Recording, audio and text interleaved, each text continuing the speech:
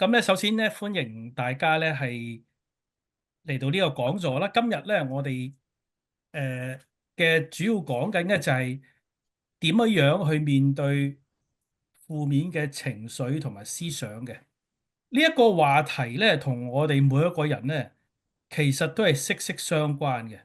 特別係對於嗰啲啱啱係經歷即係精神健康挑戰嗰啲朋友咧，同埋佢嘅家人啊或者照顧者嚟講咧，都係每一日都要面對嘅課題嚟嘅。嗱，今日我哋嘅目標咧就唔係去即係消除晒所有嘅負面情緒嘅，冇可能。我哋咧係想咧就係學習點樣同佢咧係共處啊。咁點樣減少咧佢哋對我哋嘅影響，同埋建立咧更健康嘅心理狀態。嗱，今日我哋嘅有幾個重點嘅，咁喺個畫面你已經睇到咧，第一個就係負面情緒同埋思想嘅認識啦，第二個咧係常見嘅一啲負面嘅思想模式，第三個係點樣穩定情緒同埋調適一啲壓力嘅，第四咧就係家人係點樣提供一啲支援支持嘅，第五個咧就係如果你係有信仰嘅，同埋你有參加一啲嘅小組啊、團體啊，咁信仰同埋呢啲社群嘅力量，咁我哋都可以認識一下。咁咧最後我哋會有一個總結，同埋咧我哋一齊嘅做一啲嘅互動嘅練習嘅。咁無論你正喺度經歷呢啲挑戰，同埋希望幫助身邊嘅人，我相信咧，我希望呢個講座咧都係對你有啲嘅幫助嚇。咁第一個咧就我先入去就係負面情緒同埋思想嘅認識。嗱，我哋首先要了解咧就係負面情緒咧，其實唔係即係如果我哋有負面情緒嘅話，咁負面情緒咧唔係失敗嘅標誌，係內心嘅一種嘅信號嚟嘅。當我哋感到焦慮、憤怒、悲傷同埋自我懷疑嘅時候，呢個其實咧就係我哋嘅大腦係話俾我哋聽一啲重要嘅信息，譬如話而家有壓力喎，我需要幫助啊，我需要休息喎。嗱，常見嘅一啲嘅負面嘅情緒咧，包括有咧就係焦慮啦。咁焦慮其實意思就係，原來我哋係擔心緊未來，又或者我哋係因為擔心未來，我哋感到咧係無助啊。我哋有另一啲負面情緒，包括咧就係憤怒。我哋憤怒係因為我哋咧就被傷害，或者咧係我哋覺得被傷害，同埋覺得咧被不公平嘅去對待。嗱，第三樣常見嘅負面情緒就係憂鬱。憂鬱就係我對生活上咧就失去咗好多興趣，以前有好多好中意做嘅嘢，而家都唔想去做啦，同埋覺得生活咧係冇希望嘅。第四個咧就係負面情緒就係自我懷疑喎，覺得自己唔夠好，經常覺得咧自己即係好驚失敗。但負面情緒咧其實本身唔係問題嚟嘅，問題喺我哋點樣回應呢啲情緒。我哋可以透過咧以下幾種嘅方法嚟有效咁管理同埋回應呢啲情緒。點樣去管理同埋回應啲情緒咧？第一樣嘢就係辨識情緒。點樣辨識咧？就係我哋要去覺察自己情緒，承認佢存在嘅，唔係去忽視同埋壓抑。即係你每個人都有情緒㗎啦。咁到底呢一種我而家有嚟啦，咁係咩情緒咧？係焦慮咧、憤怒、抑鬱，抑或係自我懷疑咧等等。嗱，第二步咧就係我哋要接納而唔係去對抗，就係我哋要允許自己感受到呢啲情緒。情緒係冇對錯，你唔可以壓抑，你接納我係有啲情緒啊，而唔係立即試圖咧要擺脫佢。哎呀，唔好有呢啲情緒，唔係你已經有咗，所以你要接受佢，擁抱佢。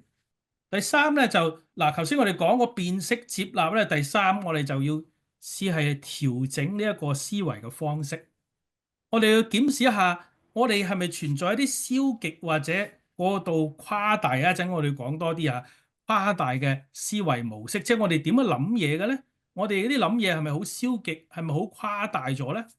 同埋咧，我哋係咪我哋要嘗試用更平衡嘅觀點咧，去睇我哋啲問題喎。第四，調整思考模式之後咧，我哋仲要實踐一啲健康嘅應對嘅策略，例如咧就係深呼吸啦、靜觀嘅練習啦、自我關懷等等，嚟幫助我哋咧去穩定我哋嘅情緒。一陣間我哋都會講多啲，又做埋練習添呢個深呼吸。嗱，第五樣嘢咧，我哋要尋求呢個支持啊，同信任嘅朋友、家人同埋專業嘅人士去分享。我哋要獲得咧適當嘅協助同埋陪伴。嗱，頭先我哋講過咧，喺講常見嘅負面情緒入邊咧，都有提過咧，就係其中我哋要去調整一啲思維模式嘅。嗱，咁就會學落去下一個 slide 啦。咁就係咧，我哋第二個部分咧，就要講下常見一啲負面嘅思想模式係咩嘢咧？我哋嘅大腦咧，成日好唔自覺嘅咧，就陷入咗一啲嘅思維嘅陷阱啊！我哋講，使我哋咧更加之痛苦。咁咧，我只係舉幾個例子啫嚇，我喺度。第一個好常見嘅就係災難化嘅思維。總係預測一啲最糟糕嘅結果。譬如如果你現正都有病或者覺得唔舒服，你就會成日諗，我永遠都唔會好翻咧，好翻噶啦。第二個負面情緒好常見嘅就係過度嘅概括，一次嘅失敗等於永遠嘅失敗。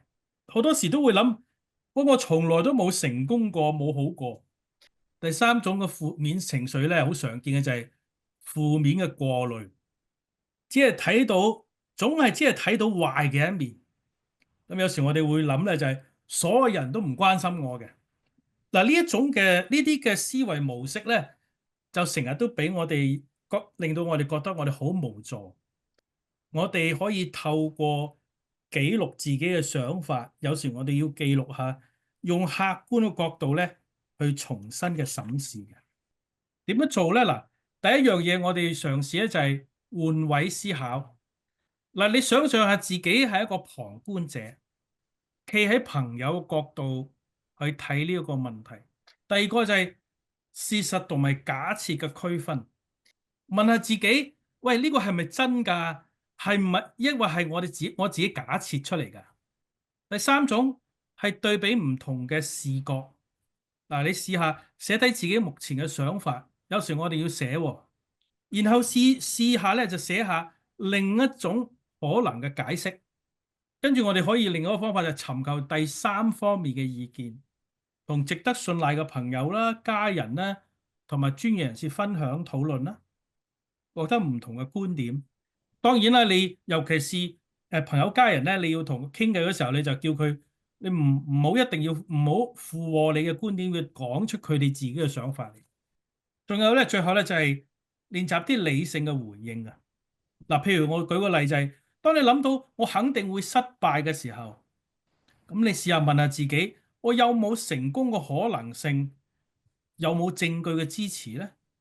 嗱，呢啲頭先我哋所講嘅，都係一啲咧嘗試係用一啲方法去幫助我哋用一個客觀嘅態度咧，去重新審視、調整下我哋嘅負面思維嘅。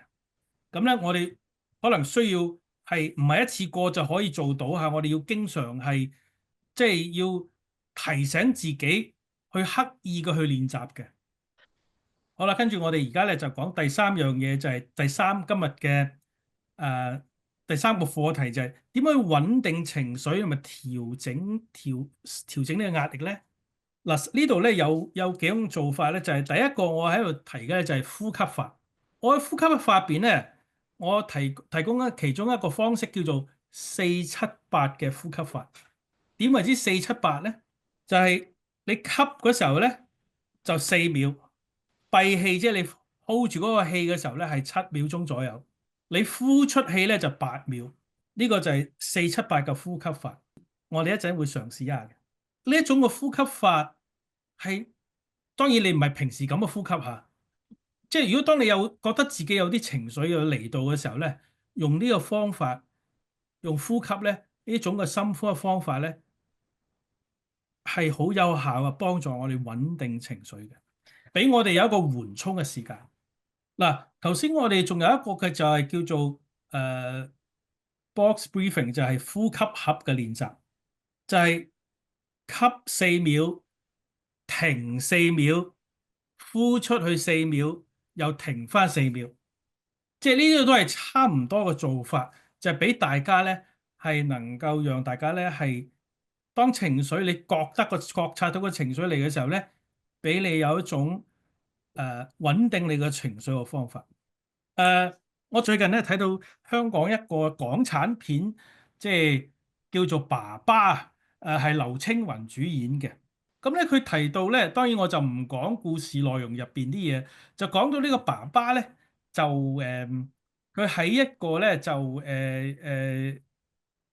專一個嘅兒童中心入邊咧，佢咧就幫助啲即係兒童嘅地方嗰度咧，學咗一個咧就係幫佢穩定情緒嘅方法。佢見到有個小朋友咧就情緒就好唔穩定，咁個先生咧就走去同嗰個小朋友講咧，你可唔可以呼吸數，即係不斷咁數23下？劉青雲咧就學咗呢一個，咁喺個故事入邊咧，就戲入邊咧講到佢的確咧係喺佢情緒呢個故事都係一個好多感情嘅戲嚇。咁當佢有感到自己情緒好犀利嘅時候咧，佢自己用咗呢個方法咧，個故事即係嗰出戲就覺得好有效。除咗呼吸法之外，我哋可以練習一種叫做靜觀嘅練習。靜觀練習咧，我呢度講咧有個口號嘅就係5、4、3、2、1嘅感官覺察法。嗱，乜嘢係五咧？就係5種嘅視覺。嗱，你環顧四周咧，望下四圍，揾出五樣唔同嘅物品出嚟，譬如係個窗啦、書啦、燈光啦、植物啦、手錶啦。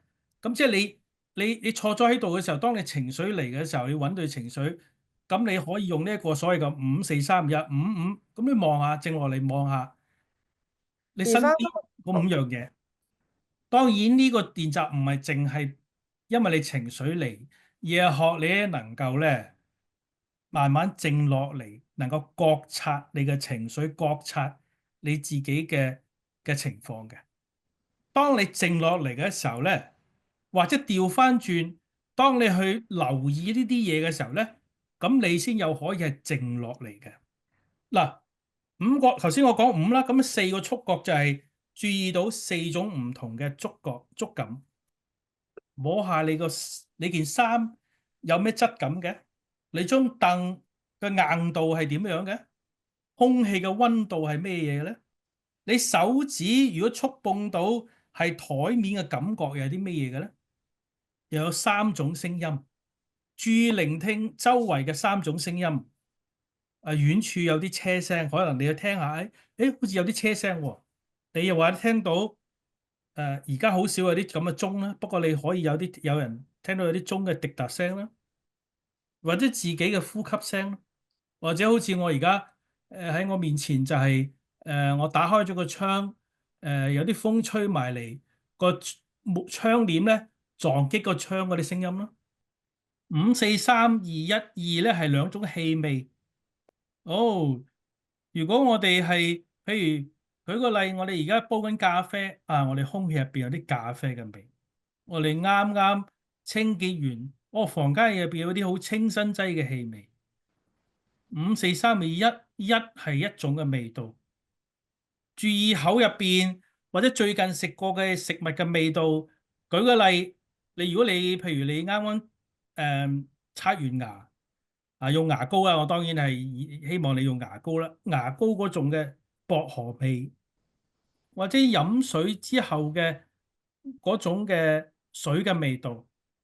頭先我哋呢啲練習咧，唔係去判斷，去唔係評判，唔係評判去睇我哋嘅情緒，而唔係咧我哋係觀察我哋嘅情緒，而唔係去急住去消除佢嘅呢個正念嘅嘅觀察就係咁樣嘅。而呢個頭先呢個靜觀嘅練習，就係幫助我哋開始靜落嚟，你先可以感受到包括情緒嘅嘢。如果你唔能夠靜落嚟，譬如我舉個例，我好中意飲咖啡嘅。如果你真係去品嚐一杯咖啡，你要用呢個方法去靜落嚟，唔好大啖去飲。咁我當然我唔會教你靜觀飲咖啡嗰個好長嘅詳細嘅步驟。但係當我哋懷住目的去慢慢去飲，去感受到咖啡飲咖啡或者飲咖啡之後，慢慢去嗒嗰種味嘅時候，哦，原來佢係有啲邊啲嘅果香嘅味道嘅喎，或者佢個烘焙係點樣嘅喎。啊，呢啲都可以，都係需要頭先我啲練習同練習有關，就係靜觀，你慢慢靜落嚟先能夠品嚐觀察到事物嘅。而當你去做練習嘅時候，你高漲嘅情緒咧，又可以慢慢嘅穩定落嚟。嗱，點樣穩定情緒同埋調升壓力嘅第三樣嘢就係自我關懷。自我關懷呢度，我只係想提一點，就係你允許自己有一個唔好嘅一日，唔係日都咁開心咁好嘅。英文話 It's okay to not to be okay。你要學習嘅咧係善待自己，練習同自己好溫柔嘅咁講說話。舉個例就係話呢段時間好艱難，但比方說，係我已經正在努力㗎啦。下一個我哋想講嘅咧就係家人係點樣提供支持咧？如果你淨係照顧同埋陪伴一個面對精神健康挑戰嘅家人，呢個可能會等你感到咧疲倦同埋無助嘅。我哋點樣幫助你提供支持同埋唔係不被呢個情緒消耗咧？同理心同埋過度承擔，有時候陪伴比解決問題係更重要。俾空間，俾時間，唔好強求立即改變一啲嘅嘢。第二樣嘢就係建立健康嘅界限。屋企人唔需要24小時要擔心嘅，你都需要休息嘅。幾時需要尋求專業幫助，而唔係單靠自己處理呢？當情緒困擾持續超過2個星期啦，影響日常生活、工作同埋人際關係嘅時候，當你感覺好絕望、好無助，甚至咧有自殘、自殺嘅想法嘅時候，當焦慮同埋憂鬱嘅症狀嚴重咁影響我哋嘅睡眠啦、我哋嘅食慾啦，同埋令到我哋身體唔舒服啦。當你發現自己冇辦法控制嗰啲負面情緒啦，而呢啲情緒又影響到其他人，當屋企人同埋朋友表達憂慮同埋建議你尋求專業幫助嘅時候，當你嘗試自我調適呢啲方法，頭先我哋所講嘅，都覺得好似冇咩改善嘅時候，喺呢種情況之下，我哋需要尋求專業嘅幫助，因為專業嘅人士可以提供有效嘅策略嚟幫助我哋管理情緒同埋心理健康。嗱，當我哋去幫人嘅時候咧，我哋咧或者係同我哋即係我哋照顧我哋嘅人嘅時候，我哋問佢嘅時候咧，係用一個開放嘅方式去提問，而唔係去指責嘅。呢一個咧就係話，即係好多時我哋會聽見人講：喂，點解你都唔好返嘅？點解咁耐你都未好嘅咧？我哋用一個開放式嘅提問，就係會問你今日點啊？你覺得點啊？因為頭先講嘅問題就係點解你仲未咁耐仲未好咧？其實只係一個咧，俾對方有壓力嘅一個問題，令到個情況會更加之差嘅。咁咧，我哋最後咧就講下咧，就係信仰同埋社群嘅力量。聖經話耶穌講，佢話凡勞苦擔重擔嘅人都到我這裏來，我必使你得安息。喺我哋最困難嘅時候，信仰同埋社群都俾我哋帶嚟一啲嘅希望同埋力量。透過祈禱啦、敬拜啦、靜觀咧，嚟尋求內心嘅一啲嘅平靜，同其他人分享你自己經歷啦，俾自己知道咧你唔孤單嘅。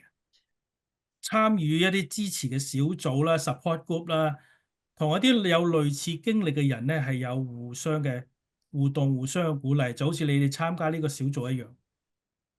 好啦，最後咧，我哋咧就做一個總結，咁然之後有一個嘅練習嘅時候嘅。第一，我哋頭先學過咧，就係負面情緒係正常嘅，但係我哋可以學習與之係共處。家人需要支持，但係唔好即係唔需要獨自去承擔。透過一啲嘅實用技巧同埋社群嘅支持，我哋可以揾到一啲嘅平靜同埋力量。嗱，我哋咧而家咧就係練習一下咧呢個嘅呼吸法嚇。嗱，呢一個叫做4-7-8嘅呼吸法。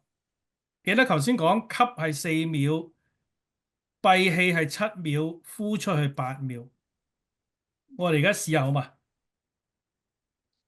我哋吸係4秒，1、2、3、4，跟住我哋停落嚟係7秒，1、2、3、4、5、6、7，跟住呼出去係8秒嘅，1、2、3、4、5、6、7、8。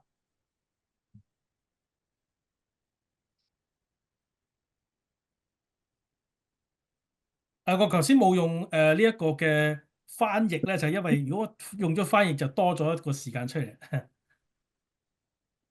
嗱，我哋而家再練用一個叫做呼吸合嘅方式，就係吸4秒，停4秒，呼4秒，停4秒。1、2、3、4，我哋停。1、2、3、4，呼出去嘅時候就係1、2、3、4。嗱，我哋而家即係練習咧，可能咧，因為我喺度數咧，所以未必完全即係俾到大家睇到嚇。咁咧，但係你自己翻去咧係多一啲嘅練習。咁有時候咧，你可以用你嗰個嘅即係嗰個鐘數咧，唔一定係最準啦。個意思就係咧，你呼吸閉氣之間係有啲停頓，又需要啲時間，即係唔係一呼一吸就算數嘅。OK，今日咧我哋講嘅就係呢度啦。咁咧下係咪有一段時間係Q&A 嘅？好啦，睇下大家有冇咩提問啦，或者我亦都可以分享一下你平日點樣處理自己一啲嘅情緒啊，或者啲負面嘅想法啊。即係通常可能就會話鬧交啊，通常最容易有負面情緒嘅。咁我會選擇離開個現場，可能出去行一陣咯，自己冷靜下頭腦咯。因為嗰套戲上嚟係嗰下噶嘛，但係可能俾啲空間自己，等嗰度戲落咗啊。廣東話我哋就講套戲落咗，咁就會比較容易去審視翻頭先，譬如話鬧交時發生過啲咩事啦，自己經歷咗啲乜嘢情緒啦，係啊。OK，唔該晒 Janice。嗯。我有啲嘢想問，我係阿 May Chan。咁個問題就係話喺香港咧，譬如你有啲負面情緒啊，你喊咧，通常身邊啲人都叫你，哎唔好喊啊，唔好喊啊，梗係咁講。但係喺到加拿大呢度咧，啲人就話，即係有啲人就會同你講，哎喊啦喊啦，喊咗出嚟舒服啲，喊啦。究竟係乜嘢先至係？阿牧師，你點睇呢件事咧？我有陣時都好混亂咁咯。哦，係，多謝。我呢個問題提得好啊，就我可以用另外一個方法答你咧，就係即係夾埋一齊答咧，就係咧，譬如好多時咧，我哋去喪禮嘅時候咧，都會同人講咧，即係習慣都同人講，誒你節哀順變啦咁樣，即係我咁愛我嘅屋企人，佢離世，我唔捨得，好正常，我好唔開心，喊出嚟，其實係一個好正常嘅。你喊出嚟嘅時候，可能都會影響人哋啦，但係對自己其實係一種嘅，當你唔去壓抑呢種嘅情緒，將呢個情緒抒發咗嘅時候咧，咁對你，當你情緒唔壓住喺入邊，好似壓力煲咁壓住喺入邊嘅時候咧，每一日會爆發出嚟。咁呢一種咧情緒嘅疏導咧，係對我哋嘅情緒健康係有幫助嘅。啊，同埋咧就我哋好多時話喊啊，好似係即係中國人就覺得好軟弱，其實呢個唔係軟弱嘅表現。即係我頭先估個例就係，如果我哋失去親人，我喊只不過係我呢個親人對我嚟講太重要，我好唔捨得佢。我表達其實表達我對佢嘅愛。啊，我唔知呢個有冇答到你？牧師啊，係我想問你一個問題，因為咧，我嗰時都會聽嗰個牧師講話，如果有人係親人離世咧，如果用節哀順變呢句說話咧，其實唔係安慰嗰個人嗰個親人嘅，即係嗰個在生人。其實應該等佢有時候佢慢慢去 grieve 啊，嗰個 loss 嘅。咁佢係好悲哀，係 I mean 佢係好難過，只能夠節哀，即係你要叫人哋縮短你嗰個哀悼，係咪？順變喎，唉，好多嘢改變，你點可以順變？即係呢四個字其實唔係好啱。咁到我舊年我先生離世咧，10月都好多人同我講節哀順變。咁我唔知係咪啱啱我先生過身咧，就好忙要辦佢喪事，係我揾唔到，即係我哋冇機會去大喊一餐嘅，冇嘅，因為我要忙於好多嘢。到喪禮嗰日，我都冇喊，但係到睇嗰個 slide show 咧，我一路諗起同我先生一齊嗰個時間咧，我就忍唔住啦，終於大喊一餐。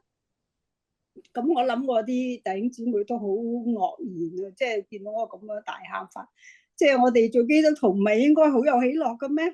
吓，你先生去咗天家啦，更美好地方，佢唔使受苦啦。亦都有啲人同我講啊，咁咪好咯，佢咁辛苦，你照顧佢辛苦，吓，你都想佢快啲翻去天家啦，佢又唔使受苦，你有冇諗下佢感受噶？你做乜咩？咁我覺得咁樣唔係安慰咯，我覺得咁樣點解叫我節哀順變啲嚟啫？我同佢一齊50幾年，突然間冇咗個親人，譬如你養隻狗仔幾年，你都會好傷心啦，係咪啊？我見有啲人，即係我覺得咁樣唔係安慰咯，我覺得係應該俾我個機會喊，即係我覺得，雖然我唔係專登喺人面前喊，但我真係忍唔住。咁咧，人跳到我姑仔話。即係話我先生佢唔係好中意人喊噶，咁我先至收聲啊！因為我每次喊咧，我先生係不知所措嘅，佢唔識點安慰我嘅佢。咁我先收聲。咁但係我而家去諗下，其實安慰人哋節哀順變係啱唔啱咧？同時如果我有親人離開咗，我咁樣我忍唔住，我唔係專喺人面前喊，希望人哋可憐我、同情我或者咩？我咁樣喊係咪唔啱咧？我仲有呢個問題喺度。咁同埋有一次我同人講開，我話我其實覺得咁樣安慰唔係安慰，所以我唔會用呢句說話去安慰嗰啲失去親人嘅人。咁有個人就話：咁你有冇諗下你先生嘅感受啊？或者佢好想快啲離開咧？佢咁辛苦，即係覺得我咁嘅諗法唔啱啊！咁其實我係好 treasure 同佢一齊嘅時候，我亦都唔介意照顧佢嚇。咁樣，我而家真係想呢個機會問一問你牧師，係咪即係用節哀順變呢句説話去安慰人，到底係啱啊定唔啱咧？唔該。嗱，但係好多人咧就講節哀順變咧，就係咧喺即係跟前邊啲人前輩啊、爸阿媽睇見人哋咁安慰人，佢就咁安慰人嘅啫。嗱，第一個首先個回應就係咁嚇，咁咧就係其實咧就好似頭先呢位女士講就係話個先生即係有冇留意感受到個先生個感受？咁我諗即係冇人可以代表過世嘅人去講呢句說話嘅。第一，即係當然啦，即係而家即係我哋講就係，Susan 嘅先生咧，其實就好似好傳統嘅男人咁咧，唔係願意去人哋表達咁，可能佢自己都唔係好識得去表達感受，同埋唔識得點樣處理。如果人哋最親嘅人去表達自己感受係點樣樣嘅咧？咁呢個係一個好 typical 好傳統嘅中國男人嘅一個嘅處境嚟嘅。同埋唔識得處理人哋如果表達情感嘅時候點樣樣，而佢哋嘅父母亦同佢講，千祈唔好喊啊，軟弱同埋唔吉利。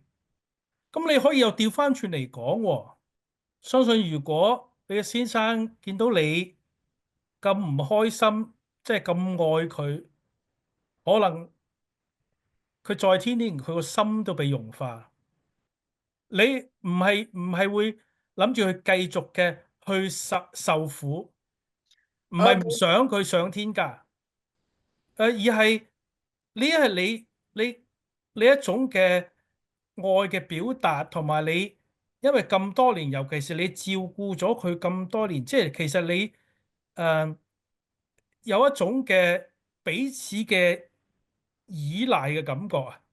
咁你而家一下子離開，你係表達嗰種失去嘅感覺，呢一種感覺係冇對與錯嘅。所以呢一種嘅喊咧，其實對你嘅 grieving 咧，整個 grieving 啊，即係哀傷係好健康、好正常嘅。你喺呢一方面，你唔需要向任何其他人係作出交代。如果你係基督徒，你只要向嗰位嘅上帝交代。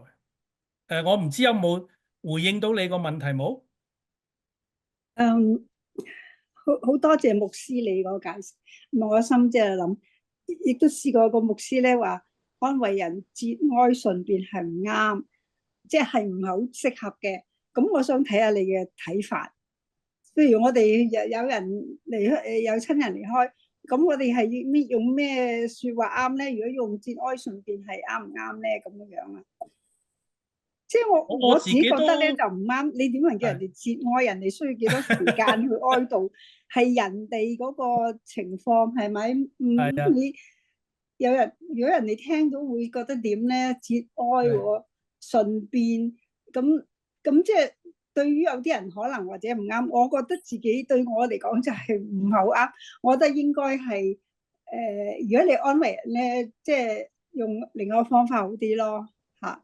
即係我知有好多人係為我設想，你都咁辛苦照顧咗咁耐啦，而家你唔使咁辛苦啦，佢天家仲好啦咁樣，我都覺得好辛苦啊！我咁樣覺得你唔安慰我，你要更加令我更加傷心啊！我覺得，咁我想睇下牧師你嘅諗法咯。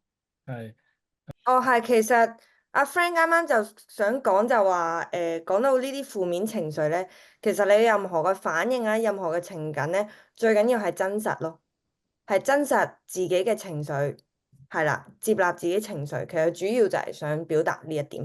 唔該，thank you。咁牧師咧，你可唔可以講你睇法？我如果用節哀順變呢句說話去安慰，係咪安慰嘅說話？我個人咧就我自己個人就唔會喺喪禮嘅時候咧，就我唔會用呢句說話嘅。咁如果即係啲人同我講咧，即係咁講下，即係我都可以理解，即係因為有啲人係慣咗係冇心嘅，但係即係我亦冇理會呢啲嘢。咁但係我個人咧就唔會咁做啦，同埋我亦鼓勵，即係如果人哋問我意見嘅時候，我都覺得即係可以用另外一種嘅方式去真實嘅回應。如果你真係關心佢，其實唔可以仲有好多其他嘅嘢，即係譬如係有時我哋都想同啲人講將心比心，咁你唔開心，可能你都係需要人哋扶持嘅，即係唔係淨係話唔好喊啦，唔好喊啦咁樣。咁呢啲慣咗，唔係淨係喪禮啦，即係好多其他嘅嘢，我哋都係叫啲人誒唔好喊啦，唔好傷心啦，唔好咁，唔好咁，唔好咁樣啊咁。呢啲唔係淨係喪禮嘅，好多時都我哋中國文化都係叫人哋誒唔好喊啦，唔好唔開心啊咁樣樣嘅。嗯，唔該晒。好，唔該晒莫牧師。咁啊，阿 Monita 咪有嘢想問？我想講咧，其實咧，中國人嗰個節哀咧，即係等於我哋講話唔好喊得咁慘咁嘅意思。咁啊，所以其實咧，有啲人會對於呢個字好敏感，即係我亦都參加，即係我亦都有親人 pass away。咁每一個人咧都係講嗰句節哀順變嘅。咁我亦都其實參查過咧，好多英文裏邊咧，即係話my deepest condolence 啊，或者我可以感受你嘅悲哀啊嗰啲，嗰個廣東話嚟講咧，我會好感受你嘅悲哀。我對於我好對唔住啊，我覺得你失去咗一個親人，即係會覺得好繁瑣啊，即係會調翻轉人哋覺得好惡。咁其實咧，你會睇一睇啊，好多啲祭文裏邊啊，英文嗰啲咧，如果翻譯做中文嘅咧，其實佢就簡單用節哀順變嗰4個字咧，概括晒佢所有英文嗰啲安慰詞。咁我其實都好覺得咧，阿 Frank 講得好啱，感受係最緊要。咁如果係自己嗰個感受覺得佢係關心我，佢會講呢句咧。即係都係安慰我咁嘅意思，佢冇咩其他可以講。即係有陣時喺呢啲咁嘅情緒咧方面咧，尤其是你好多人排住隊去安慰你嘅時候，你冇可能可以講到一大連串嘅心事。咁唯一就係 hugging 或者即係抱下或者握下手啊，對佢一個安慰咁樣嘅。咁所以即係唔好太介意。其實啲人咁樣講嘅時候咧，其實就係想安慰你，但係佢又cannot pass， 即係 choose a better word， 佢唔可以揀到即係啲又簡單又對你有即係善意嘅，咁所以佢只係話節哀，咁就係差唔多我哋中國人講話唔好喊咁樣。點解咧？因為我亦都試過咧，有個朋友咧就係佢已經 lost 咗佢個 husband 咧3年，每一次提起佢 husband， 佢都喊到 feel 嚟，即係喊到好犀利嘅，喊到收唔到聲嘅。咁你話3年，好多人都話哇，好離譜喎咁。但係佢就係咁啦，因為點解咧？佢好後生就嫁俾佢老公，佢老公係年紀大好多，但係佢老公嬲尾後期係過身之後咧，佢就真係接受唔到佢老公唔喊到，咁所以變咗每一次一提起佢老公，佢就真係喊到好犀利。咁到我哋到每一次第時都唔夠膽再引起佢講佢老公嘅嘢。因為佢一講係收唔到聲嘅，而你嗰陣時你真係好想講唔好喊啦，即係話你等佢安息咧，唔好成日喊。即係有陣時我覺得即係好提起咗，變咗其他嘅人咧係 feel 到你，即係會感受到你嘅悲哀。但係咧，如果係長久太耐嘅時候咧，會影響到第二啲人咧，人哋嗰個就覺得，即係在我嚟講咧，就係話佢係對佢先生係好珍惜，好懷念佢。每一次打緊麻雀都好啦，佢都有陣時講起啊，咁樣佢又喊一輪。咁變咗個個同佢打緊麻雀嗰啲人咧，就束手無策啊！你明嘛？咁所以變咗其實咧，有好有唔好，但係咧又唔好太過分。即係我覺得其實有陣時咧，唔好太過即係着意話，即係呢啲人哋只係一個個心咧係想安慰啫。咁所以我其實我 lost 咗親人嘅時候，你同我講話節哀順變，我唔覺得點 offence， 因為點解咧？我自己心裏知道，我失去嗰個親人對我係咁。我諗，即係我就係想講咁多，即係唔好，我覺得唔係咩特別嘅情形。即係如果呢咁嘅情形都令到你好煩擾嘅咧，咁就真係要祈禱啦，真係。Sorry，多謝。好嗱，我哋就住節哀順變呢4個字咧，都討論咗一段時間。除咗呢樣嘢，有冇第二啲嘅嘢大家係想傾下嘅、分享嘅？阿 May 係嘛？聽到我講啊？係啊，你係咪想問問題啊，或者想分享啊？點解我睇唔到自己嘅？哦，標魔啊，係你好啊，你係咩？你好，你好。邊一位啊？請問，我今日新嚟㗎。係嗱，阿標係我哋今日嘅嘉賓講者。嗱，你想就住我哋今日嘅題目，你問啲咩嘢咧？嚇，你可唔可以講下你係標魔係牧師？係啊，係啊，係啊。嗯。嗱，或者你組織下你個問題先咧，我陣間再俾你問啦。嗱，阿標我就想問一問咧，如果真係我哋面對身邊嘅朋友或者屋企人，佢啲唔開心嘅情緒嘅時候，其實我哋有啲咩嘅説話咧，係比較適合或者唔適合嘅説話，我哋要留意嘅咧？適合唔適合嘅説話咧，就其實都因人而異嘅。即係真係因人而異嘅。咁我又唔想講翻頭先個例子啦。咁但係即係其實有好多時有啲人覺得好介意呢啲字，有啲人唔覺得好介意。即係好難講嘅。不過嗱，有幾樣嘢就係唔係淨係話將心比心。有時因為我將心比心呢個情況咧，又唔係完全可以成為得用嘅，因為我唔覺得呢個字好好緊張，所以我就照講無可。但係可能對方係覺得呢個嘢好敏感，對佢嚟講。咁有時將心比心唔係樣樣都可以用到嘅。咁但係咧就有幾樣嘢就係如果對方唔開心，我睇下你咩叫唔開心，咩點情況，但係我就唔會去，我個人就唔會拖停佢，唔好唔開心，而係問一問有啲乜嘢令到佢唔開心嘅咧？有可能佢有啲嘢，譬如長年幾年，佢都仲係咁唔開心。呢啲課題唔係淨係過死，即係過身啦，係咪？可能佢有啲嘢積壓咗，冇人聽佢講，冇人處理過呢啲問題，即係佢仲有啲深層嘅嘢喺入邊冇處理到，所以佢唔開心。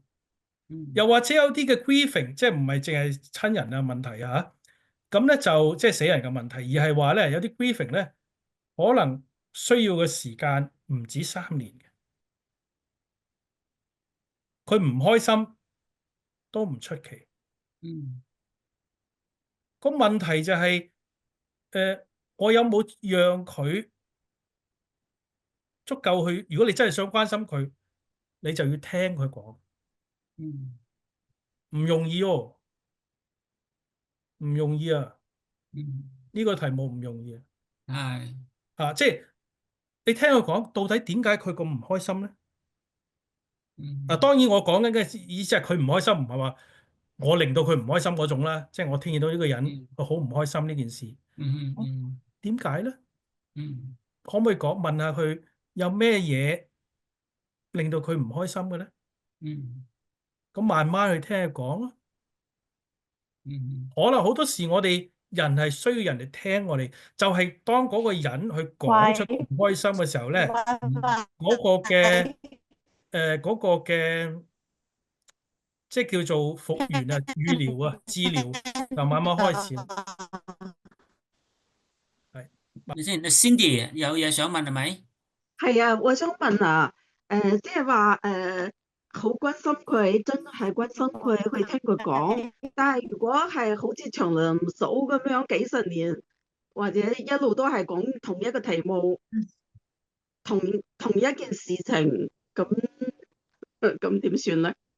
咁我個問題就係話，即係有啲人即係好多嘢講啊，或者講唔停啊，或者嚟嚟去去都係講嗰一件事啊，好似長林嫂咁樣，即係可能好幾年都係即係都係講嗰一件事，咁都有啲頂唔順噶喎。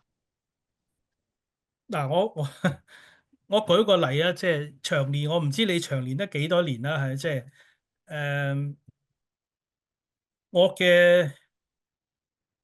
我媽媽咧就長年都同我講，佢即係爸爸點樣對佢唔好啊，嗰啲咁嘅嘢啦，佢又唔開心。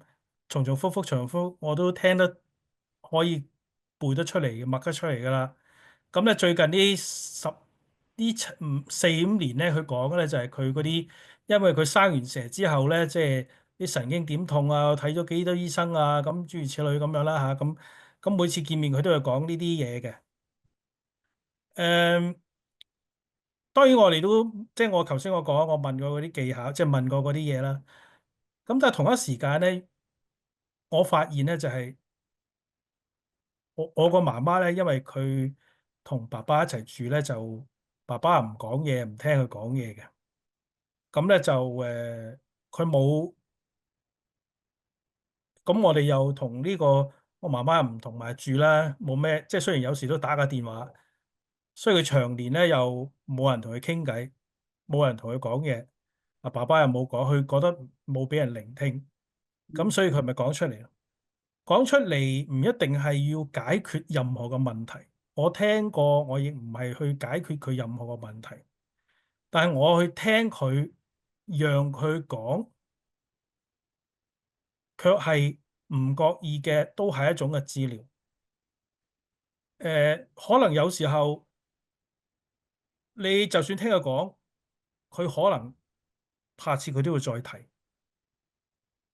我哋要聽佢講，唔係去解決佢呢個人或者佢個問題。有時得，有時唔得。冇，即係好似我媽媽都係一樣。佢翻嚟覆去講嗰啲，我只係聽。誒、我而家做嘅只可以聽。係㗎。你聽嗰時候都有開心又唔開心啦，係咪？又講呢啲啊，都過咗去都冇得解決過啲嘢，係咪？咁點咧？咁我仍然繼續去聽落去。有時我都會叫佢，即係有時會因為我趕時間，我未必聽得到啊。但係佢老啦，佢都需要人哋聽。長者年紀大啦，佢更加之需要人哋聽佢講。聽佢講，佢個心會舒服啲。我知道佢個心係舒服咗，舒服啲嘅。但係佢下次包保佢又會同我講，我都會繼續咁聽落去。我唔知解決唔到解決你個問題。唔係樣樣都可以完全解決晒所有嘢。啊，我只係用呢一個好實際嘅例子，話俾你聽。我都唔係次次頂得順，因為每一次見面佢都係講嗰啲嘅。嗱，有啲長者又係咁啦嚇，我唔係淨係長者啦，可能其他人都會係咁嚇，我唔知道。咁老師，你頂唔順嘅時候，你點樣做咧？我頂唔順嗰時候，我成日都 remind 自己啊，因為佢係我媽。第二，我知道呢啲情況係好實在嘅，譬如佢同我講嗰啲痛係真係痛，佢成日驚住人哋唔理解佢。咁我哋唔係完全理解佢啦，因為事實上係佢只有佢承受，唔係我承受啊，係咪？佢只係想人知道啊，我好痛啊，好痛啊！我媽我知啊。明白嘅。我會幫你去睇噶啦，同你繼續去睇。啊，咁睇醫生佢都係照同個醫生講，話醫生呢度咁，呢度咁，呢度咁唔痛。次次醫生都會問你有冇好啲啊？我冇好啲啊，點會好啲啊？嚇，咁咪點啊？啊，咁我都係咁聽。咁佢話我要去睇呢個醫生，咁我咪同佢睇咯。我都話我都會同佢睇咯。誒、我知道未必解決到佢個即係表面上嘅問題。但係有時佢都會多謝我，耐心去聽。佢冇出口，冇疏導佢，心裏好多嘢。尤其是對住我爸爸。誒、爸爸唔聽佢講，咁有咩咁咪要同其他人講咯。誒、係啊。誒、咁我咪聽咯，我做仔咪聽佢講咯。誒、當然我唔係同佢住啦，咁始終都會有拜拜嘅時間啦，係咪？即係咁我都有時都會轉咗佢話題嘅，因為我冇可能幾個鐘頭聽佢講噶嘛，係咪？咁但係我都會俾一段時間佢，即係佢講嘅嚇。咁咁牧師即係你唔可以一你講下子閘住佢，喂，你又講啊？咁咁牧師你講呢個痛咧係身體方面嘅咯。咁如果係一啲好多嘅負面情緒，即係好似垃圾車咁樣次次倒不停倒出嚟咁樣，即係都會受影響噶嘛，你都會係啊，唔開心噶嘛。係啊，咁點樣係啊。處理咧？點樣處理啊？嗯我目識我自己咧都係有情緒，即係我有憂鬱症。咁我憂鬱症都係好老實咁講，都係即係原生家庭即係嘅問題啦，即係家庭好多問題啦。爸爸以前咧就醉酒啦，打老婆打仔女。我好唔想翻屋企，好唔想冇地方匿。當然仲有好多其他嘅家庭上嘅嘢啦。咁媽媽又講又喊跟住屋企又出咗好多事嚇，即係媽媽又講又講。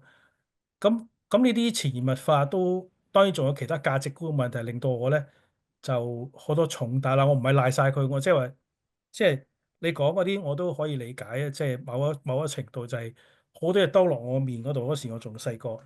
咁咧呢個情緒病都積埋都係有啲咁嘅原因，令到我有呢啲咁嘅情緒病，即係憂鬱症啊等等、焦慮症啊等等嘅。咁呢個我都可以理解嘅。而家我企出嚟同大家分享嘅意思就係，當然叫啲人唔好咁做啦，唔好將啲垃圾抌俾人啦。但係有時好難噶嘛。咁而家我只係好似頭先所講嘅，你用你自己嘅方法去處理。你有個 boundary 咯，即係你有個界限咯。我而家唔係百毒不侵、萬毒不侵，但係我因為聽慣咗，我知道佢嘅情況係咁嘅。咁以前咧，我每次聽，我好細個嗰時每次聽，我都好痛苦。但而家聽咗，我唔係叫麻木。我就知道我唔係救世主，我解決唔到佢嘅。我所做嘅工作只可以喺度坐去聽下啫。我自己都有我自己嘅問題要處理。我都唔可以改變佢或者呢個人所有一切。其實我改變唔到佢，我個作用唔係去改變佢，我作用只係一丁咁多，係陪到佢一陣，就係咁多啦。但係我要自我關懷。你唔係，你同我都唔係。有時我哋可能覺得自己係救世主或者醫生，我哋都唔係，我哋都唔係。誒誒。我呢個冇咩學術嘅，我只係即係坦誠咁同你講，我自己都有呢啲咁嘅問題去處理、去面對嘅。明白，多謝牧師分享。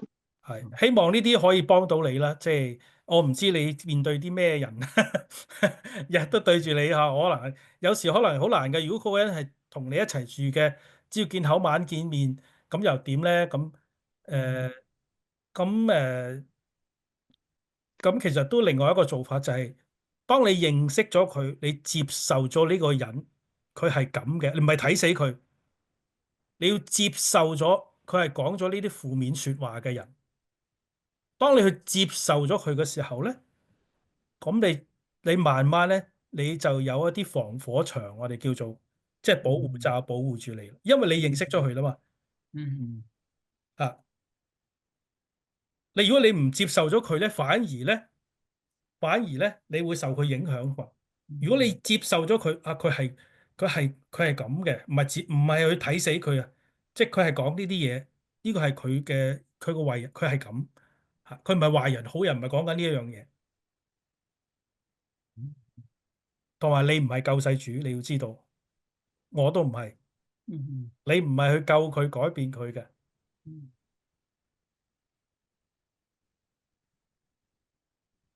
牧師，我都想請問下你咧，即係係有一個人咧，佢嘅健康唔係咁好，即係咁，但係同佢傾偈，每次一問佢，佢都話：我問佢你呢排點啊？佢我想死啊！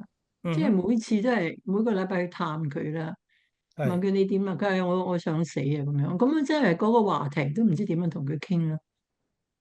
哦你我唔知佢咩病啦，係咪？你都可以問佢而家最近點啊，個情況點啊？點解你要有咩令到你想死啊？咁樣即係呢啲都可以繼續問落去嘅。當然你每次都係咁問㗎啦，可能我係啊，真唔我係每次都係唔理解，因為我又咁問佢。唔在場啊嘛，我唔知道。係啊，差唔多都係咁問佢噶啦，但係佢都係佢答你嘅問題都係一樣嘅。誒同埋佢年誒紀又唔係大嘅，都係五十幾歲咁樣嘅佢年紀。誒，我佢係又坐輪椅噶啦，佢坐輪椅係坐輪椅嚇。佢係咪好多長期？即係或者有啲人咧，有啲好多長期病患，好辛苦。誒、佢嘅答案一般就係話覺得好痛嘅。嗯即係覺得好痛都唔出奇嘅。嗯，覺得哎呀唔想做人，但佢唔一定想死嘅，佢真係咁講嘅啫。係啊係啊。都唔出奇。即係佢有啲人咧，佢唔係真係完全唔係唔舒服啊。我意思佢口頭禪慣咗，佢想死。當然我哋要留意啦，佢係咪想自殺嗰啲，我哋要留意。但係有時你要發現佢唔係真係唔係自殺嘅，即係暫時未有自殺傾向嘅。不過口頭禪講俾你聽，呢個表達俾你聽，佢都好辛苦啊咁樣樣。咁我應該點樣再同佢繼續傾談落去咧？你可以問下佢可以仔細啲嘢嘅，咁但係亦可以同一啲生活嘅上嘅嘢，我唔知佢啲咩興趣啊、生活啊、食飯點嘅樣啊，誒即係如果係老人院嘅，如果係住嗱，如果我唔知嗰個人係點啊，咁啊今日啲食飯點啊、招待點啊，或者啲樣，咁可能有啲人都會樣樣都話俾你聽，唔好啊，好差。咁呢個對話其實每一次即係呢啲對話其實你話冇作用又唔係嘅，因為有時就喺個過程入邊呢個人或者佢覺得你係關心佢，不過佢就係咁樣講嘢嘅，你唔一定要改變得到佢個講話模式嘅，嗯嗯係咪？即嗱，佢係總之。個問題就係佢冇拒絕你啊嘛，除非嗯佢趕你走，佢冇嗯拒絕你啊，即係你總之係繼續同佢溝通咁樣，即係係啊，個話題就唔緊要啦。總之同佢繼續有話講咁就得啦，係咪？係啊，係啊，係啊。嗯因為我而家唔認識嗰個人啦嚇，唔識你同佢個關係 dynamic，所以我只可以咁講到呢一度啦。嚇嚇，嗯即係最緊要就係你繼續有即係有溝通，佢唔係拒絕你，咁已經好好噶啦。你有得同佢傾，有時嗰個人係冇，你唔一定要改變得到佢嘅談話方式㗎。好似我哋有屋企人咁樣，佢次次都話好慘啊，又死啦點算啊，諸如此類嘅嘢，我係唔中意嗰啲講嘢方式嘅。誒當我唔中意，唔代表人哋唔代表人哋唔可以咁講。咁嗯嗯誒，其實佢可能完全唔係代表咗佢好 negative，但係佢喺佢成長背景入邊。唔知喺邊度學嚟習慣咗呢個養成咗，佢係講咗呢個口頭禪。但係你發現，如果認識呢個人嘅時候，你發現其實佢嘅情況唔係咁差，不過佢慣咗咁樣講。雖然有時你會覺得，哎呀，你唔好慣咗咁講，呢個咁啊會影響你自己嘅諗嘢㗎。你唔好咁 negative 啦。咁呢個咪循序咗一種嘅我想改變人嘅模式咯。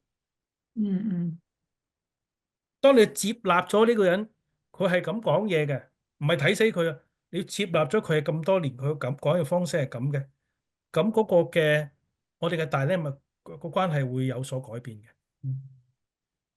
咁都係嘅。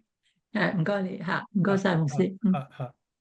好嗱，咁今日大家都有個好豐富嘅討論啦，咁我哋嘅時間呢亦都差唔多噶啦。咁喺呢度就多謝晒阿莫牧師啦，咁即係帶嚟咗今日呢個話題啦，同埋亦都有啲嘅分享啦。咁我希望大家對於點樣去面對其他人嘅一啲負面情緒、思想，或者甚至自己可能都有啲負面情緒嘅時候，可以點樣處理，幫到自己都有啲多一啲嘅認識啊。咁喺呢度多謝阿莫牧師先，好，唔該晒好，莫牧師啊，咁亦都多謝阿 Janice 幫手做今日係啊，唔嘅講座該晒，唔嘅翻譯，該晒，做得好好啊，Janice 唔多該晒你。謝各位。要聽叫聽。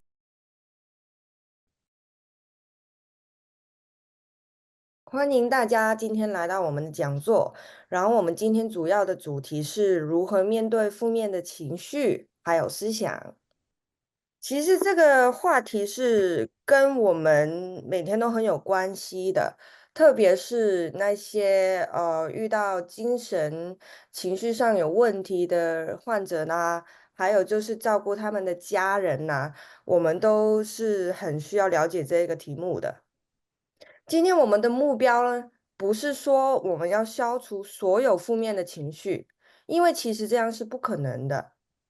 我們是學習如何跟我們的負面情緒相處，然後呢，學習怎麼減少這個負面情緒對我們的影響，還有就是建立更加健康的心理狀態。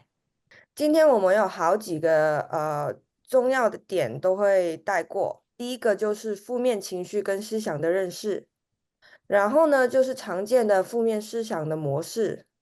第三個呢，就是如何穩定情緒，還有調適壓力。第四點呢，就是說家人如何提供支持。然後第五點呢，就是說信仰跟社群的力量，就是如果你有信仰的話，或是你有參加一些小組活動啦，然後其他的群組啦，這些都是一些很好的支持的力量，我們可以認識一下。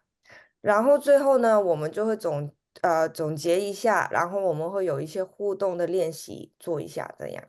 無論你是正在經歷這個精神困擾的挑戰，或者是你是想要支持這些正在受挑戰的人，我都希望你可以在這個講座認識一下，能夠幫助到你。然後第一個點就是負面情緒跟思想的認識。其實呢，負面情緒是正常的，並不是說這是失敗的標誌。其實這是告訴我們，你的心裡頭可能有一些信號，告訴我們，不開心。其實如果我們感覺到焦慮、憤怒、傷心、自我懷疑，其實這些都是大腦是告訴我們一些的信息。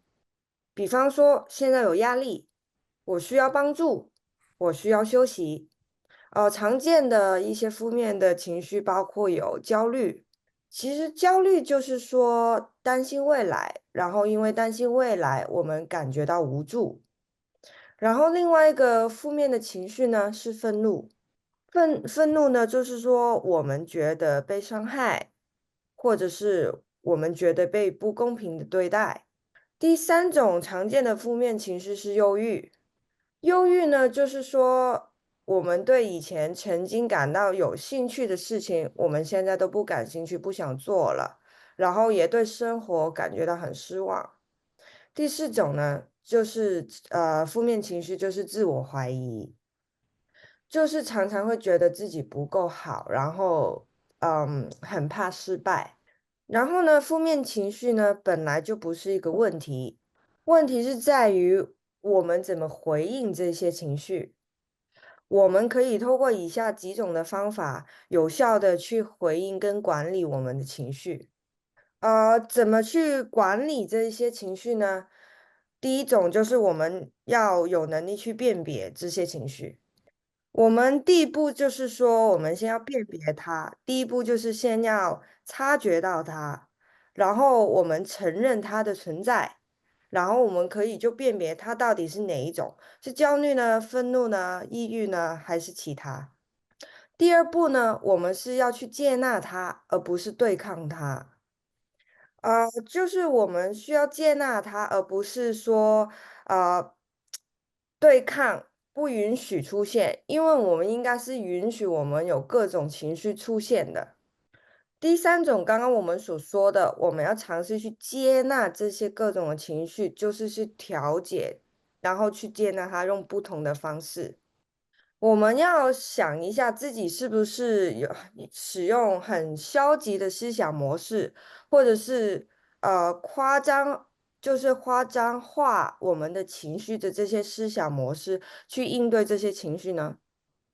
然后我们也要想一下，是不是应该用更平衡的观点、更客观的去看待这些情绪。然后第四呢，就是说我们调整了我们的思想模式之后呢，我们就要想一下更健康的应对方式。比方说深呼吸啦，静观的练习，就是静静的看着我们情绪的出现，或者是自我关怀的这些练习，这些来帮助我们来稳定我们的情绪。然后待会儿我们会多解说一下深呼吸这一个方法，然后也会做一下练习。然后第五点呢，就是我们要寻求这个支持，然后我们要跟我们信任的家人啦、朋友啦，还有专业的人士啦，去跟他们寻求一些适合的陪伴跟支持。刚刚我们讲过，其实应对这些情绪，我们要调整我们一些的思想模式的。然后现在以下我们要讲一下第二点，我们常见的负面思想模式其实有什么呢？其实我们大脑是很容易陷入那种思想陷阱的，然后就会陷入很痛苦的模式。然后现在以下我要举几个例子。第一个是很常见的灾难化思维，我们总是会预测最糟的结果。比方说我们生病了，我们都会就是很容易觉得，我永远都不会好了。然后第二个负面情绪就是过度的概括，一次的失败就等于永远的失败，然后很常会想说，我从来都没有成功过。第三种是很常见的负面过滤，只看到坏的一面，然后我们很常会有一个思想，就是觉得所有人都不关心自己，然后这些思想模式很常会让我们觉得很无助。然后我们其实可以记录一下自己这些想法，然后用一个更客观的角度去审视这一些的思想。然后怎么做呢？第一点是可以换位思考，你可以幻想自己是一个旁观者，站在朋友的角度去看这个问题。然后第二种方法就是事实跟假设的区分，可以问一下自己，哎，这个是真的吗？还是我自己假设的？第三种是对比一下不同的视角，你可以试一下写下现在我们的想法，然后也可以试一下写下来其他的解释。然后另外一个方法也是可以寻求第三方的意见，可以跟值得信赖的朋友啦、家人啦，还有专业人士去分享，然后可以得到不同的角度去看待这一件事情。有一点我们要注意的是，记得要跟家人、跟朋友说一下，他们要讲自己的观点，不要附和自己。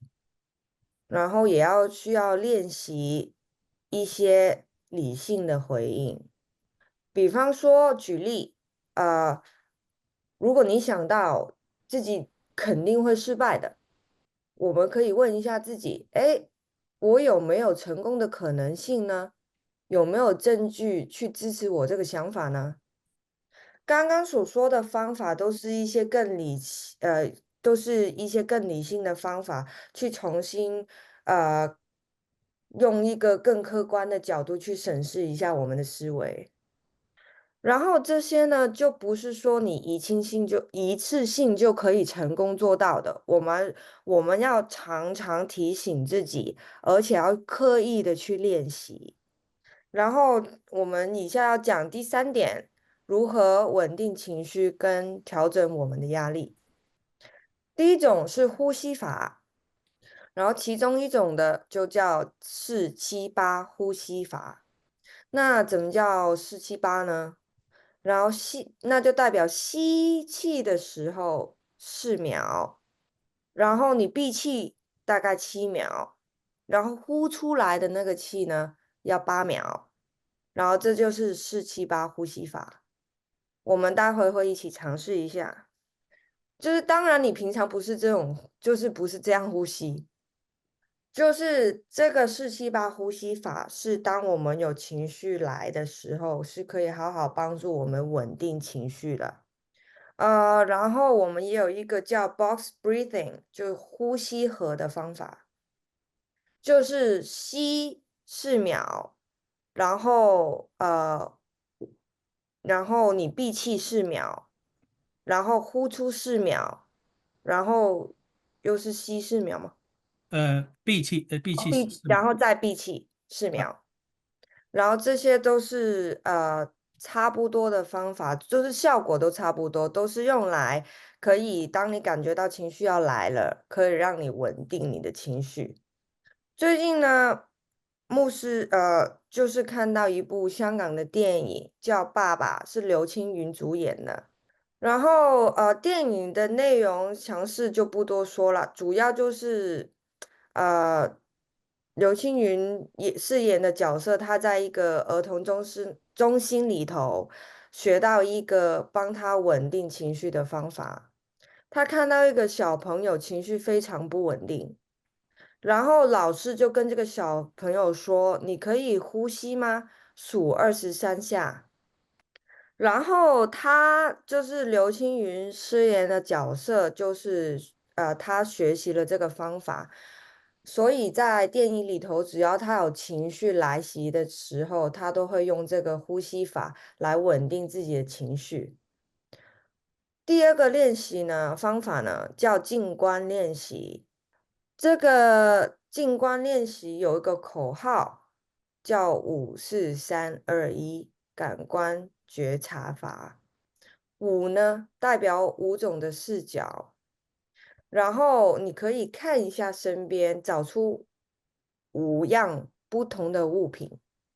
比方说你情绪来了，第一步就是5，你可以看一下身边，找5个不同的东西，比方说窗户啦，植物啦，笔啦，手表啦，杯子啦，你可以找一下5样不一样的东西。其实这个练习不单单说情绪要来的时候，主要它是可以让你慢慢心静下来，然后可以察觉一下自己有什么情绪。就是说，当你花时间去找身边5种不一样的物品的时候，你的心才有空间去让你慢慢静下来。然后4呢，是代表4种不一样的触感，可以摸一下自己的衣服有什么质感，你的椅子有多硬呢？空气的温度呢？然后如果你的手指头碰到桌子，那是什么感觉呢？然后3呢，就是代表3种声音，可以注意一下周遭3种不同的声音。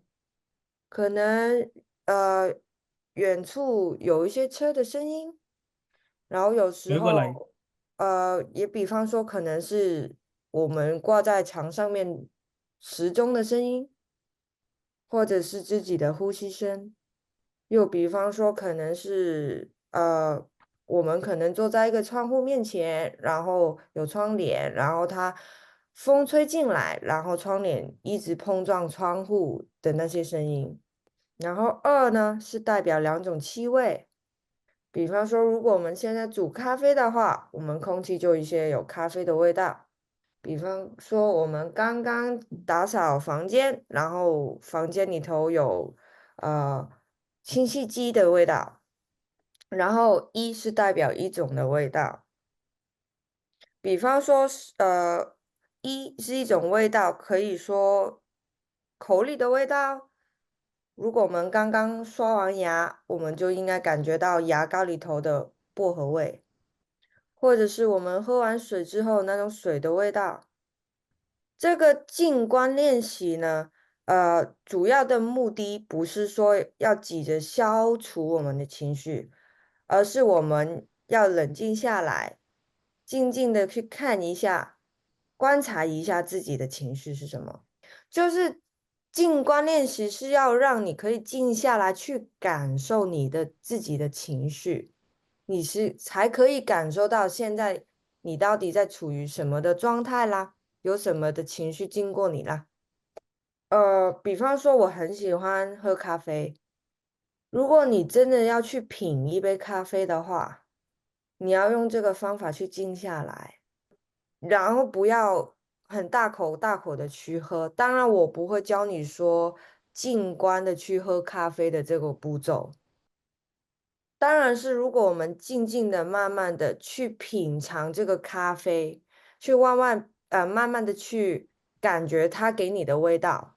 哦，原来这个咖啡有一点什么水果的味道，或者是它的烘焙方法，这些咖啡豆是怎么样？这个也是静观练习主要的目的，就是你静下来，慢慢才可以品尝到你周遭身边还有自己的事物、情绪。然后，当你在做这个静观的练习的时候，你那些高涨的情绪也可以慢慢的稳定下来。然后第三个方法呢，就是自我关怀。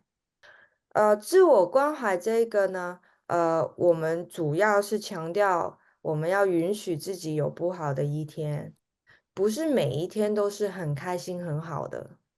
然后英文有一句说 "It's okay to not to be okay"，就是我们今天我们是可以有不好的一天、不好的时候的。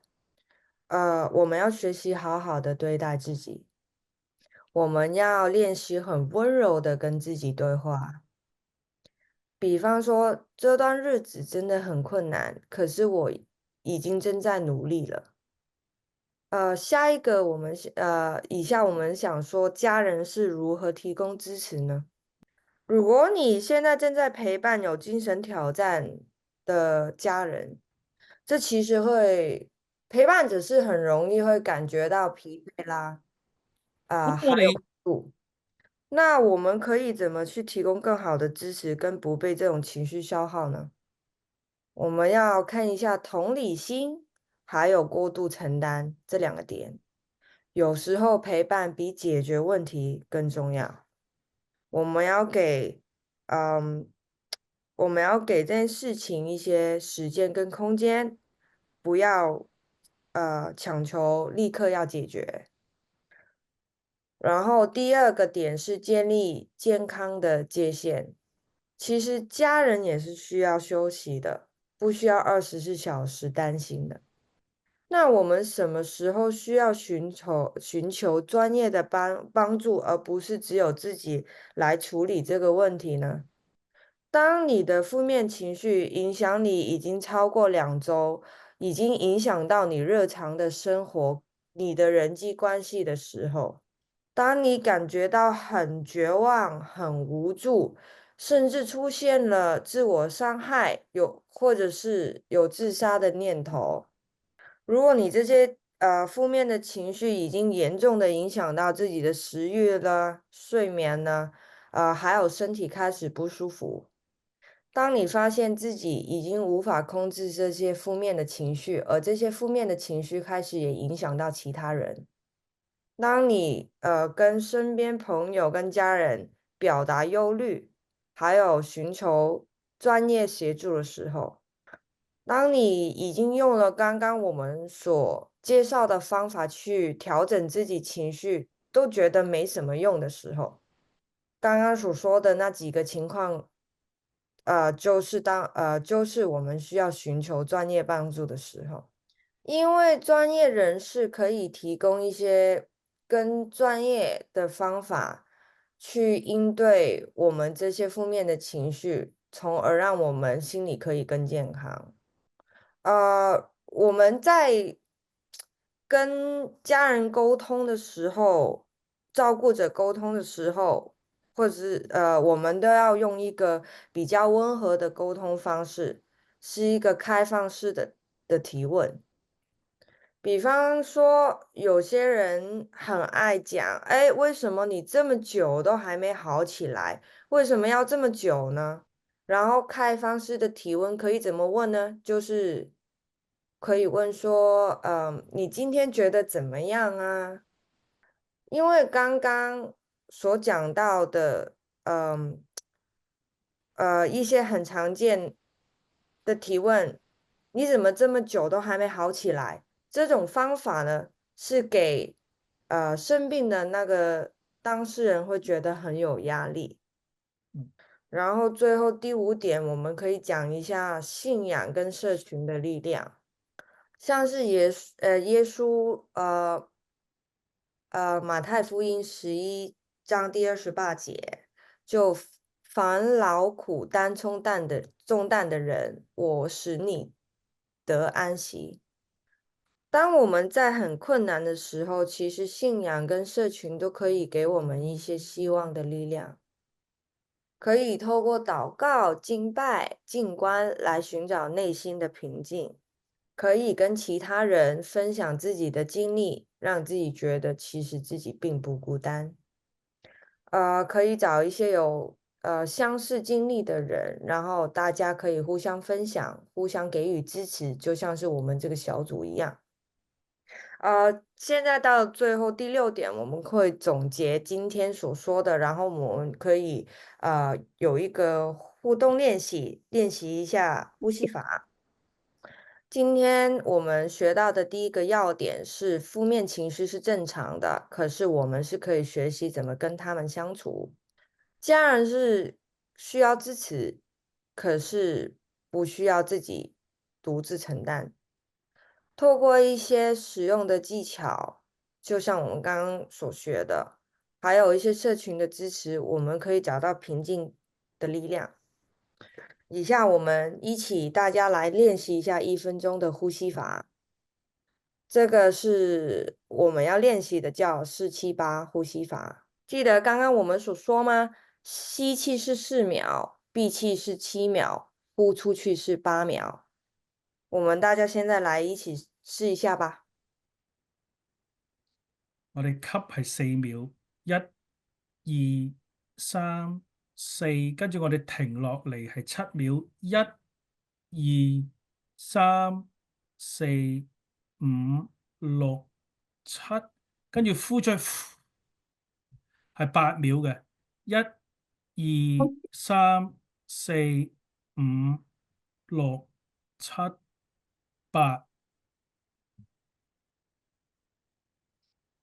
我们现在是用呼吸合的方法，吸4秒，闭气4秒，呼出去4秒，然後再閉氣4秒。好啦，我而家係吸1、2、3、4，我哋停1、2、3、4，呼出去嘅時候就係1、2、3、4。因為剛剛牧師他在演示他怎麼去做這個呼吸法嘛，所以大家他提到一點是，大家回家也就是在家裡也要常常練習。呼吸法主要的目的是想要你有在呼跟吸之間有停頓，然後這些停頓點之間可以可以找到自己的平靜。對，今天牧師就總結完今天要講的主要的要點啦，然後以下來大家是可以問問題的。大家可以分享一下，比如說你可以分享一下，平常你是怎麼去處理面對自己負面的情緒還有想法，你的方法是怎麼樣的？通常如果吵架或者跟別人吵架是很容易有負面情緒，通常就是先離開現場，可能出去走走，散一下步，給自己一些時間跟空間冷靜下來。哦，May 刚刚问，就是说他在香港，就是在香港生活，有时候哭的话，身边的人会说不要哭，就不鼓励哭。可是来到加拿大呢，也有很多人说，哎，哭是好的，你哭了出来，哭了就是情绪发泄了出来。那妹现在是想问牧师，到底哪一种，哭了还是不哭了才是正确或是好的？这是一个很好的问题。我们可以举例，比方说我们去丧礼，然后看到家人在哭，我们都很爱讲你节哀吧。那在丧礼里头，家人他们在那边哭，其实是很正常的，因为你失去了一个你爱的家人嘛，那你哭是很正常的表现。其实哭是一种解放自己情绪的方法。如果我们每天都压抑在自己身体体内不哭啦，比方说，那有一天也会爆发。那所以你哭也是一个好好梳理你自己情绪的方法。然后有时候就是在中国不是有一句话说，觉得哭是软弱的吗？其实哭不是软弱的表现。像我刚刚所说的，那个例子，如果我们失去了亲人，我哭只不过是表达，我觉得这个亲人很重要，我舍不得他离开的一个情緒，其實是表達我對這個親人的愛。牧師說話不知道有沒有我答到啊，多謝你，好好啊，牧師，多謝你。哦，大概講一下，就 Susan 剛剛她分享自己的經歷，就是去年她先生離開的時候，身邊也很多人跟她說4個字節哀順變。然後在她的角度，她其實覺得這句話的安慰的力度並不大，因為Susan 是覺得你親人離開，親人離開了，其實需要一些時間去消化，去處理這個悲哀的。然後節哀的意思就是縮短這個不開心的時間，然後順便就是去順着不同的改變，生活中不同的改變。然後 Susan 覺得怎麼可能可以縮短我消化悲哀的時間呢？怎麼說可以所有生活中的變化，我都可以順着它去跟他共處呢？所以蘇沈現在就是問，其實這個4個字是不是合適去安慰別人？第一，我們要了解到節哀順變這4個字其實是以前舊幾代他們很愛用的字，就是很愛用的一句話去安慰別人，所以我們都跟我們爸媽學起來。然後因為剛剛 Susan 也提到，就是他先生不愛看到他哭，然後如果他先生在的話，看到他哭的話會怎麼樣怎麼樣。剛剛牧師想要釐清一點是，第一，沒有人可以完全感受到Susan 先生的感受的。咁咧就其實很多傳統的中國男人都不太會去表達自己的情感，或是處理自己的情感的，也不太會處理別人如果表達情感是應該怎麼辦。然後父母舊一代的父母也很愛說千萬不要哭，因為這樣是不吉利而且軟弱。那你也可以反問一下，或者是用另外一個角度去看。你可以用另一個角度去看，如果你已經離開的先生在天家看到你這麼愛他，為他哭，可能他心也會覺得很甜融化，而不是說不想他回到天家，不想他繼續受苦了。所以其實因為大家都知道，過往就是 Susan 就是一直照顧她的先生，其實也產生了一種互相依賴的感覺。然後現在去年Susan 的先生離開了，突然失去了一個生活的重心跟依賴呢，你會有傷心，你會哭，是正常的。所以呢，Susan 哭是很正常，而且對你的心理健康是有幫助的。在這個方面，你是不需要跟其他人做出任何交代的。如果你是基督教相信基督教的話，你只需要跟上帝交代，同你個心去交代，還有你的心去交代。好，馬先生，我可不可以分享一點？好的，好的。剛才因為這個主要是講負面話題啊，一下子聯繫到了這個葬禮去了。其實我覺得這個不光是葬禮，就是說平常我們都會有負面情緒嘛。那我自己我覺得呢，就是說，如果我是那個有負面情緒的本人的話，我覺得最重要一點就是說表達出來的方式一定要真，不要假。就是這個我真的傷心我就哭出來，對吧？我真的憤怒呢，我就表達出來，對不對？當然你可以說比如說我不一定要摔很貴重的東西，我可以摔一些不太貴重的東西，對吧？但是我這個情緒發洩出來，那這個是如果我本人，如果我要去安慰那些有負面情緒的人呢，那其實我覺得就是主耶穌的教導，就是哀哭的人一同哭，與喜樂的人一同喜樂。因為其實沒有什麼理由好講，其實感覺是沒有對錯的。感覺就是感覺，要真就好。好嗱，咁今日大家都有一個好豐富嘅討論啦，咁我哋嘅時間咧亦都差唔多噶啦。咁喺呢度就多謝晒阿莫牧師啦，咁即係帶嚟咗今日呢個話題啦，同埋亦都有啲嘅分享啦。咁我希望大家對於點樣去面對其他人嘅一啲負面情緒、思想，或者甚至自己可能都有啲負面情緒嘅時候，可以點樣處理，幫到自己都有多一啲嘅認識啊！咁喺呢度多謝阿莫牧師先，好唔該晒莫牧師啊！咁亦都多謝阿 Janice 幫手做今日嘅講座嘅翻譯，做得好好啊，Janice 唔該晒。